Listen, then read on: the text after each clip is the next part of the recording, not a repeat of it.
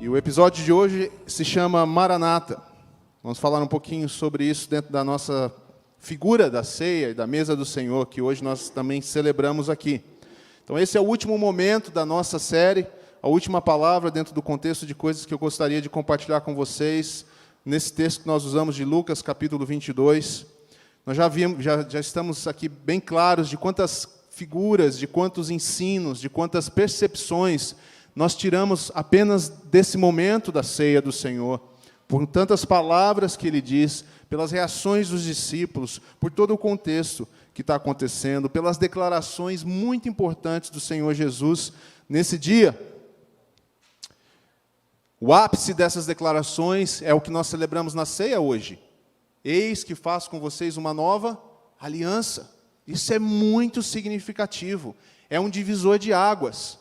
Havia uma velha aliança, agora é uma nova aliança, uma que é perpétua. Não haverá uma outra necessidade de aliança. Deus já tinha feito várias alianças e foi renovando, estendendo, modificando as alianças. E agora é a definitiva.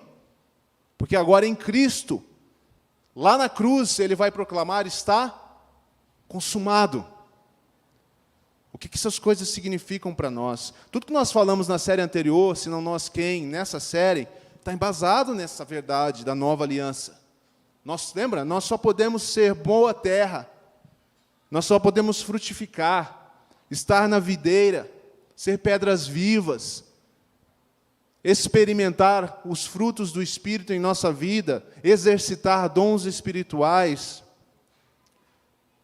obedecer ao chamado, estar à mesa, reclinar-se sobre Jesus, encontrar fome e sede por Ele, negar a nós mesmos, tomar a nossa cruz, caminharmos com Cristo, sermos discípulos e não sermos apenas multidão, estarmos perto e não estarmos apenas por perto.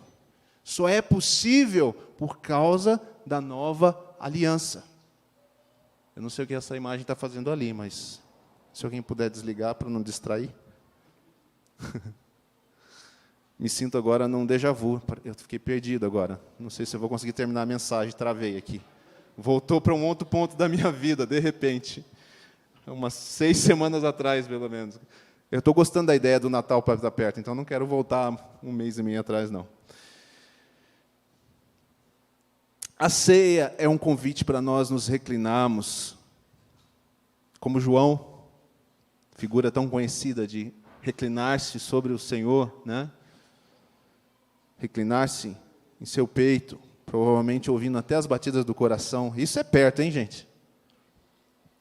E aprender com essa aproximação da mesa, amarmos o Senhor mais e mais, por causa da devoção, por causa da nossa atenção a Ele, a Jesus. Eita! Alguma coisa caiu lá em cima, gente. Vê se está todo mundo bem lá.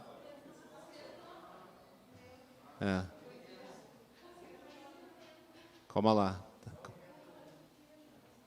Deve ter sido um quadro. Sabe aquele Picasso que a gente tem lá na sala das crianças? Então.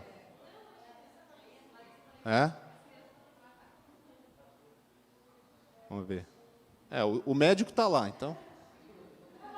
Ele está calmo. E aí, doutor, ok? Zerado. Segue o jogo. Então, gente, você sabe que eu gosto de aproveitar as coisas. Vou falar uma coisa que eu vou adiantar da mensagem. Nós estamos falando sobre Maranata. E a volta de Jesus pode ser desse jeito assim. Você pode tomar um baita susto. Estão prontos? Vocês estão preparados? Porque aí eu posso terminar minha mensagem aqui mesmo. A grande questão é essa. Vocês estão preparados? Eu estou preparado? Você está preparado? Nós estamos preparados? Abra sua Bíblia em Lucas 22, vamos lá, juntos. Vamos com calma, né? Eu pulei lá para o final, agora vocês já sabem o spoiler do fim da mensagem. O Senhor Jesus vive. Amém? Amém. Estão ligados, gente? Vamos lá, vamos lá. Lucas 22, vamos ler juntos, então, do 14 ao 19. A gente já leu vários trechos dessa passagem. Vamos ler de novo. Vocês já estão quase decorando, né? Quando chegou a hora, Jesus e os seus apóstolos Reclinaram-se à mesa. Não fica com medo de falar, não. Vai lá. Quando chegou a hora, Jesus e os seus apóstolos reclinaram-se à mesa. Ele lhes disse: desejei ansiosamente comer esta Páscoa com vocês antes de sofrer, pois eu lhes digo, não comerei dela novamente até que se cumpra no reino de Deus. Não comerei dela novamente até que se cumpra no reino de Deus. Recebendo um cálice, lhe deu graças e disse: tomem isto e partilhem uns com os outros, pois eu lhes digo que não beberei outra vez o fruto da videira, o vinho, até que venha o reino de Deus. Tomando o pão, deu graças, partiu e deu aos discípulos, dizendo: isto é meu corpo, dado em favor de vocês, façam isto em memória de mim. Lembrem-se de mim. Lembre-se de mim. Lembrar de Jesus é lembrar de tudo de Jesus. É lembrar de que Ele veio. Natal está por aí, né? Natal é o nascimento de Cristo, é isso. É a primeira irrupção do reino de Deus na terra. Cristo veio, Deus tornou-se homem. Cristo nasceu, Ele veio, Ele teve um ministério, Ele ensinou as palavras do Pai, Ele demonstrou o amor do Pai, Ele revelou o reino de Deus. E agora Ele diz: lembrem-se de mim. Esta é a última ceia que eu tomo com vocês. Continuem repetindo a ceia. E lembrem-se de mim, lembrem-se das minhas palavras, lembrem-se das minhas orientações, lembrem-se do meu exemplo, lembrem-se do meu modelo. Sejam cristãos, porque cristão significa pequeno Cristo. Cristãozinhos, Jesusinhos, cristinhos. Se você entende o que significa, essas palavras parecem pequenas, mas têm um peso de responsabilidade para nós. Lembrem-se de mim. Jesus disse então que Ele iria. E nós não podemos deixar despercebido no meio de tudo que nós falamos nessas 12 mensagens, se eu juntar as duas séries aqui, ou nessas últimas 6 mensagens, tudo que nós falamos a respeito da mesa, Jesus diz que Ele vai, mas que Ele volta, e que uma nova ceia haverá. Ele disse: eu não comerei de novo, haverá uma nova ceia. O que nós fazemos aqui é também um ensaio do futuro. Os cristãos são muito doidos, gente. Eles vivem numa mistura de tempos entre o presente e o futuro. Toda vez que nós celebramos a ceia, nós viajamos ao passado e nós trazemos o futuro. Você já pensou nisso? É praticamente uma obra de ficção científica, a igreja, né? Sem máquina do tempo. Sem precisar de tecnologia. Precisa de fé. Precisa crer. Na ceia, nós juntamos esses 2 momentos. O Natal, vamos falar assim, a vinda de Jesus. Natal é nascimento. Lembra do pré-natal? Né? Que as mulheres fazem. Natal é nascimento. E nós celebramos também na mesa, porque Jesus disse que Ele voltaria, a volta, o futuro, a espera. Nós aguardamos nisso. Nós não podemos deixar isso despercebido. É interessante pensar assim: só pode voltar aquele que veio e foi embora. Reforça a nossa fé. Cristo veio. E porque Ele veio, nós sabemos que existe um que voltará. Cristo voltará. Tudo que nós fazemos hoje aqui, tudo que nós vivemos, devemos viver, aponta para um futuro. Deus chama você para uma vida hoje, mas Ele quer também que você entenda o que essa vida projeta em termos de futuro, em termos de eternidade. Nós vivemos com os nossos olhos na eternidade, nós antecipamos o futuro em cada ato de fé, em cada ato como cristão, em cada ato como discípulo de Jesus, em cada palavra, em cada ministração, em cada oração, em cada ato de adoração, nós antecipamos a realidade do futuro. De certa forma, sem dizer, nós antecipamos o que eu vou falar depois, que é o Maranata, que significa, ora vem, Senhor Jesus, vem Jesus. Maranata significa isso. Quando nós fazemos o que realmente fomos chamados para fazer e exercitamos nossa identidade em plenitude e não parcialmente, lembra? Como discípulo e não como multidão, como alguém que está perto e não alguém que está só por perto, quando nós estamos entregues, quando a nossa vida é priorizada em torno disso, de verdade, em espírito e em verdade, então nós exercitamos a apresentação do futuro no tempo presente, nós anunciamos. E é como se nós disséssemos, vem Jesus, porque isso é o que será. O pouco que nós vivenciamos, os aperitivos do reino pleno de Deus, futuro de Deus, em sua plenitude, sobre a vida, sobre a humanidade, nós experimentamos gotas, aqui e ali, como aperitivos, numa grande refeição. Cristo voltará para a ceia conosco. Ele celebrará essa ceia, a história da humanidade completamente transformada. Ok, então isso é o futuro. E como fica o presente? O que isso diz para nós no presente?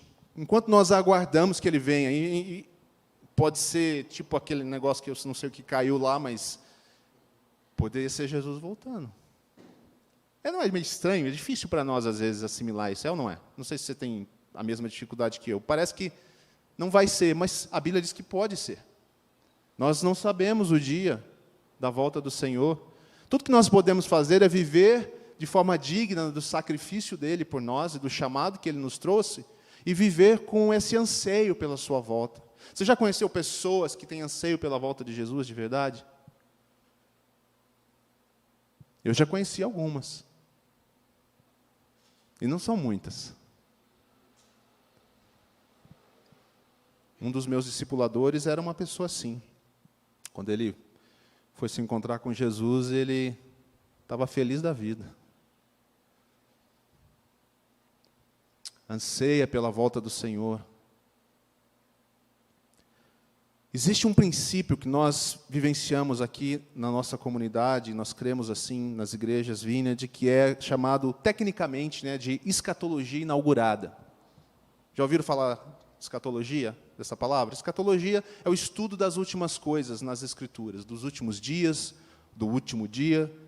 É aquela coisa que deixa todo mundo de cabelo em pé. Ninguém sabe direito o que é.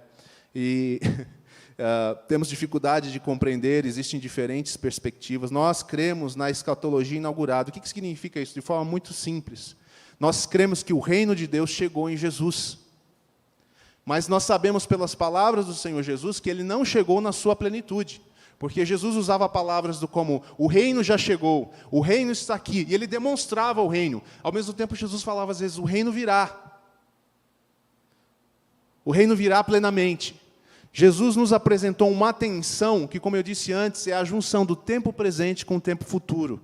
Nós vivemos na era onde essas duas eras diferentes se misturaram. Nós já experimentamos as primícias do reino de Deus, nos nossos atos, nas ações do Espírito Santo sobre nós e através de nós. Nós ministramos na autoridade, no poder do reino de Deus sobre a vida das pessoas, mas o reino não está na sua plenitude aqui ainda. Como nós sabemos disso? Muito fácil. Porque a visão que nós temos da vida quando Cristo voltar, não é a visão que nós vemos hoje andando por aí. Nós vivemos esses dois tempos, nós exercitamos essa compreensão. A escatologia inaugurada, ela se reflete no nascimento, no ministério, na morte, na crucificação, na ressurreição e na vinda do Espírito Santo. São irrupções do reino de Deus que finalmente chegou, o reino anunciado pelos profetas. Portanto, enquanto nós aguardamos a sua volta, nós aprendemos a amá-lo, a amar ao Senhor que se entregou por nós, e nós aprendendo a amá-lo, nós começamos a aprender a servi-lo, porque quem ama serve. Nós servimos o Senhor porque nós o amamos. O amor nas Escrituras nunca é uma coisa subjetiva. O amor nas Escrituras é sempre um verbo. Ele sempre demanda uma ação da nossa parte. Seja nós abrirmos mãos de nós mesmos, muitas vezes, negarmos a nós mesmos, tomarmos pela rédea, pelo colarinho, o nosso eu. Agora serve aquela imagem do ego transformado, lembra da mensagem? E esquecemos o nosso ego nesse sentido. Nosso ego quer tomar a frente e nós queremos viver por Jesus. Como que nós podemos fazer um pouco mais disso, de viver essa expectativa da volta de Jesus, sendo aquilo que Ele espera de nós? Quais são algumas coisas? Eu notei algumas aqui que me vêm à mente muito claramente, são parte do texto, inclusive. Uma delas é viver o reino de Deus, a escatologia inaugurada, esse tempo que começou, viver isso. Algo que nós estamos herdando do Senhor, viver isso juntamente com o Senhor. Estar envolvidos com o desenvolvimento do reino, entender o que o reino nos traz, entender o nosso papel no reino, ter isso como uma prioridade. Essa é a pergunta que cada um de nós tem que fazer. Essa é a prioridade da minha vida, acima de todas as outras que eu tenho. Todo mundo tem um monte de coisa para fazer, mas a minha prioridade, número 1, é o reino de Deus. Mateus 6, buscai em primeiro lugar o reino de Deus. Isso não é uma tradução de ir à igreja aos domingos. Só queria avisar, né, caso... Não significa ser membro de um lugar. É uma busca constante e incessante, diariamente, é um estilo de vida, onde o reino de Deus é observado por você e por mim, nas mínimas coisas. Transforma os nossos objetivos. Isaías 9:6 anuncia o reino de Deus lá antes da vinda de Jesus, antes do Natal, antes do nascimento de Cristo. Um rei virá, e um reino virá, o príncipe da paz virá, e então Cristo vem. Dá uma olhadinha no versículo 29 e 30 dessa mesma passagem. Olha só o que diz. Jesus, ao final de toda aquela conversa na mesa, olha o que ele diz, olha o que ele deixa. Eu lhes designo um reino. Eu lhes designo um reino. Portanto, se o reino fosse futuro somente, não teria como Jesus deixar para nós o reino agora? Concordam comigo? Eu lhes designo um reino. O reino está aqui. E agora vocês são cidadãos desse reino, são herdeiros desse reino. Assim como meu Pai o designou a mim, para que vocês possam comer e beber à minha mesa, no meu reino. Aí ele já liga o futuro de novo.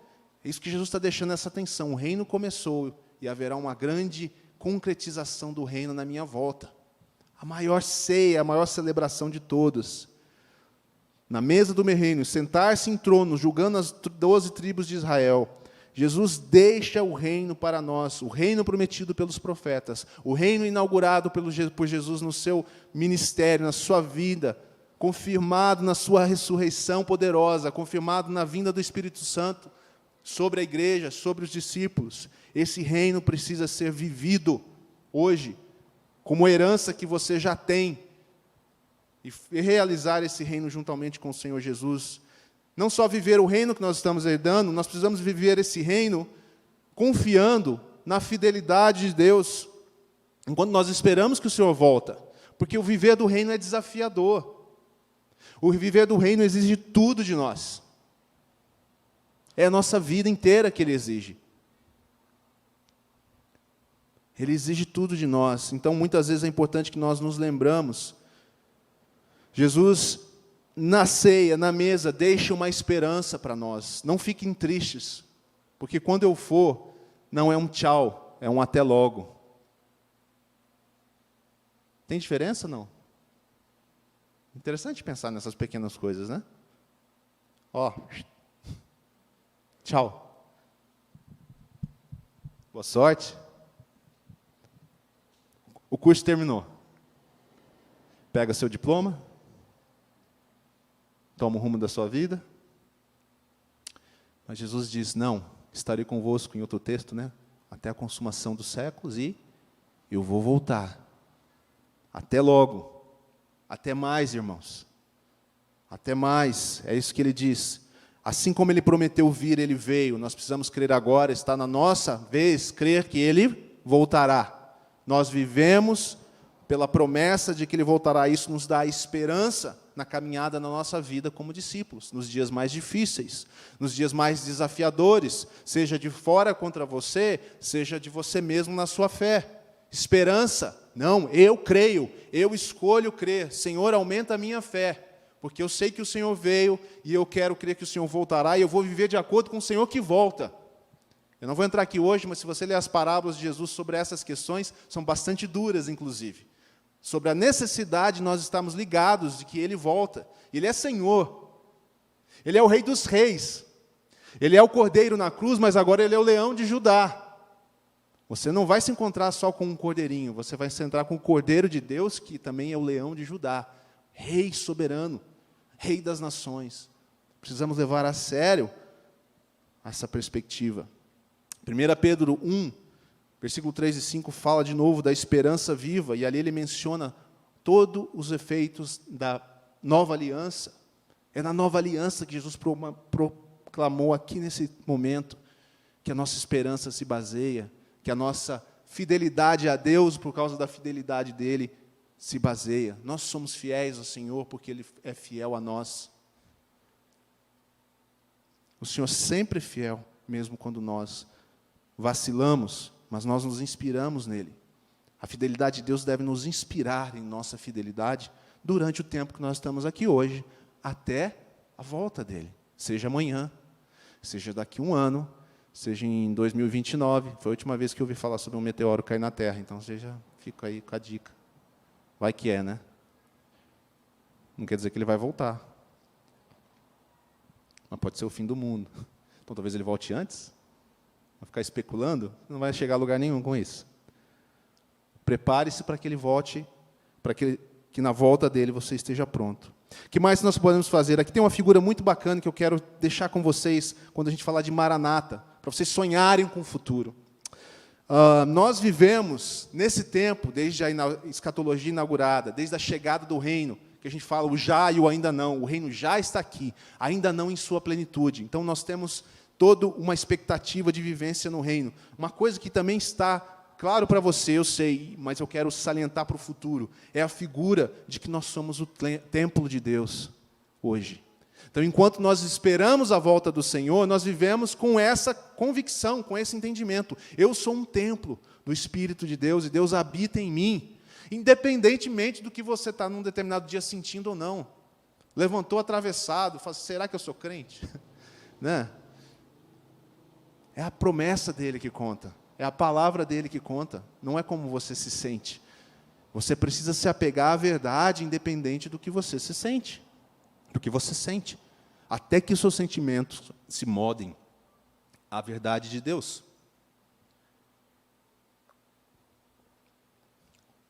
Nós cremos na verdade, cremos na verdade, cremos na verdade, cremos na verdade, e os nossos sentimentos começam a acompanhar e serem transformados por essa verdade. É assim que funciona. É assim que tem que funcionar. Os judeus, eles perderam o templo. Se vocês se lembram, os judeus tinham um lugar para ir, literalmente. Hoje não há mais um lugar para ir. Né? Não existe um templo onde Deus habita, a não ser você mesmo e eu. Os judeus perderam esse lugar. Para eles era mais fácil, entre aspas, né? Muito claro, eles iam ao templo e Deus estava lá. Tanto que ninguém podia entrar lá a qualquer momento. Existiam todos os procedimentos, os sacerdotes só podiam entrar no lugar santo dos santos. Eles tinham um templo, ao mesmo tempo meio que não tinham, porque a presença de Deus era manifesta em algumas ocasiões para o povo, mas a presença contínua dele, os sacerdotes só que podiam entrar. Mas aí vem o exílio e destrói o templo, e agora não há mais templo, e os judeus mudaram aquela experiência deles de ter Deus e a presença de Deus com eles para a lei e a religiosidade, muitas vezes até do sábado, a incompreensão do sábado de Deus. Nós falamos sobre isso num dos capítulos dessa série, inclusive. Entendendo o sábado de uma forma puramente religiosa, sem entender o que é o descanso de Deus, a ponto de, quando Jesus vem e faz milagres e ajuda pessoas no sábado, ele é criticado, ele é acusado por esses mesmos judeus. Você está fazendo um pecado, uma blasfêmia. Jesus falou, vocês precisam entender o que é o sábado. Os judeus focaram em torno disso, mas graças a Deus que Cristo veio e o reino foi inaugurado, porque agora ele traz uma nova realidade, uma nova aliança. Não é mais um lugar físico. Agora eu habitarei em cada um daqueles que crerem no meu nome. Farei habitação neles, andarei com eles, o meu Espírito será derramado. Romanos, Paulo fala muito sobre isso.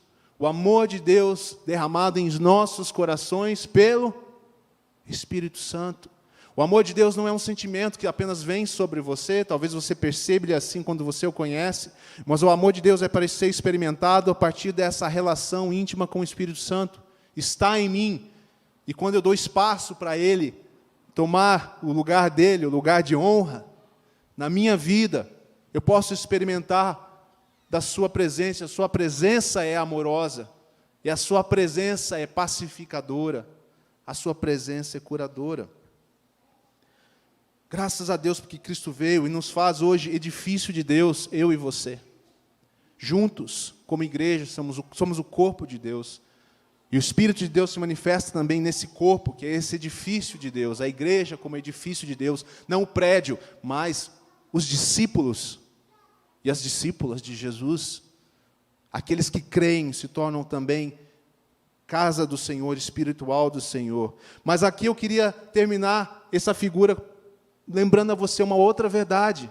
Na volta de Cristo, que é o nosso tema, essa volta que você clama todo dia, Maranata, Maranata, Maranata, vem Senhor Jesus. Você pode escolher, você pode falar Maranata ou vem Senhor Jesus, ok? Pode falar os dois, se você quer muito. Você fala isso, e você espera isso, e você tem que entender uma coisa maravilhosa. Quando Deus voltar, o templo nem será mais cada um de nós apenas, mas toda a terra será o lugar da presença e da habitação de Deus. Aleluia! Novos céus e nova terra. Olha só que coisa transformadora. Primeiro um templo feito por mãos humanas. Deus concorda com isso. Vocês conhecem a história, não é assim tão fácil, né? A coisa. Mas Deus concorda, Ele quer estar em meio ao seu povo, Ele chama um povo para estar com eles. Figurativamente, Israel representa isso. E aí, agora, em Cristo, nós temos o próprio Deus habitando em nós através do Espírito Santo. E, ultimamente, o que Deus vai fazer é curar toda a terra. Renovar a terra, novos céus e nova terra. A Jerusalém de Deus desce. Ninguém vai morar lá no azul. Deus transformará toda a vida, estará eternamente no meio de nós, no meio do seu povo. Apocalipse 21, 3, o tabernáculo de Deus agora está com os homens e mulheres, né, com um H maiúsculo, e Ele habitará e viverá entre eles. Nós voltamos, de certa forma, ao Éden, ao plano original de Deus, mas agora sem possibilidade da corrupção, do pecado. Porque estarão com eles todos aqueles que foram regenerados, transformados pela obra de Cristo. E a corrupção extirpada de nossa vida, não mais poderemos sequer cogitar, pecar, contrariar Deus, não queremos ser independentes de Deus. Novos céus e nova terra. Quando você clama Maranata, você está clamando para que o Senhor venha. E esse tempo, onde a terra se torna o templo de Deus, digamos, o lugar da habitação dele entre nós, venha e venha logo. Ora vem, Senhor Jesus, Maranata. Essa é a realidade que a gente ouve quando a gente pensa nisso, que a gente percebe. Tem uma canção antiga de um irmão chamado Asaf Borba, muito antiga, eu lembrei dela preparando essa mensagem. Ele canta sobre Apocalipse, Alfa e Ômega, princípio e fim. O Éden é o princípio, Cristo é o Alfa e também o Ômega, tudo começa nele e termina nele. Os últimos dias, ou o último dia, a volta de Jesus, também é o Ômega, é o fim de todas as coisas, então está tudo junto. Ele canta sobre Jesus, ó Alfa, ó Ômega, Cristo, Filho, ó vem, Senhor Jesus. Depois ele diz, ansioso espero a tua volta. O grande dia em que tu virás. Então contigo estaremos para todo sempre, aleluia. E aí ele termina dizendo, Maranata, Cristo, Filho, Mestre, ó vem, Senhor Jesus. Tem uma canção mais moderna, mais nova, que nós cantamos aqui, inclusive, que diz, só em ti confiarei, em nada temerei, tu és fiel. Eu acrescentei essa parte. Em frente eu irei, pois eu sei que vivo estás. E um dia, olha só que bonitinho, vocês conhecem a música. E um dia voltarás do céu para nos buscar, para sempre reinarás, aleluia. Tem um defeito teológico nessa música, mas eu vou deixar para lá. Né? Depende de como você entende aqui. O Senhor vai nos levar até os céus, mas nós não vamos ficar para lá e não vamos voltar para cá. A vida é aqui que ela acontece. Mas o que importa aqui, ele diz aqui, para sempre reinarás, aleluia. Não haverá mais choro, não haverá mais morte, nem doença, nem atritos, nem conflitos. Todas as coisas serão restauradas. A música termina cantando, vem Jesus, Maranata, ora vem, Senhor Jesus. Irmãos, é isso que nós temos que viver até lá. Tudo que nós falamos aqui nessa série, mais uma vez, é com o objetivo de que nós vivamos essa vida como discípulos e que nós ansiemos também, ao mesmo tempo, a volta de Jesus. Nós vivemos nesse intervalo, lembre-se sempre disso. Do reino que chegou e do reino que vem chegando e vai se concretizar. Isso gera em nós estímulo para a fidelidade, para a alegria, para a perseverança, para a esperança, porque Deus é aquele que faz todas essas coisas. Eu notei aqui assim, nós somos o povo, o agrupamento de discípulos. Não há multidão na nova terra, no futuro, senão somente os discípulos de todas as eras, línguas, tribos e nações. É esse povo que vai estar lá, reunido diante do Cordeiro, o leão da tribo de Judá. Nós fomos chamados para sentarmos à mesa, receber a promessa da nova aliança e aguardar com uma espera ativa, uma espera que faz as coisas, que não está sentado na cadeira de balanço, esperando o reino vir, mas vive pelo reino. E vive o reino até que ele volte e ele dirá, servo bom, entra no meu reino. É isso que Jesus está nos falando. Eu termino aqui com as nossas frases famosas dessas duas séries. Se não nós, quem? Se nós não entendemos isso, que estamos ouvindo a palavra, qual é a nossa identidade? Quais são as figuras que nós falamos do ser igreja, do ser discípulo? Quem fará isso? O chamado é para nós, para você que está me ouvindo. Quem viverá o reino e quem viverá pelo reino? Essa é uma pergunta retórica, tem que ser a resposta eu quero. Ou, se não agora, quando? Porque muitas vezes nós sabemos todas essas coisas, mas nós não estamos caminhando e vivendo nelas. Até quando nós vamos postergar, nos lançarmos de verdade nesse amor ao Senhor, que é um amor que nos cativa e que nos empurra para o servir uns aos outros, servir o reino, servir a Cristo.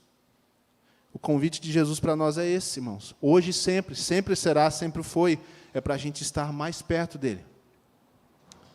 Ouvir as suas palavras e crer nas suas palavras. O convite para nós é para que a gente venha para perto dele. Mais e mais, a cada dia. Isso seja um alvo da nossa vida. Amém?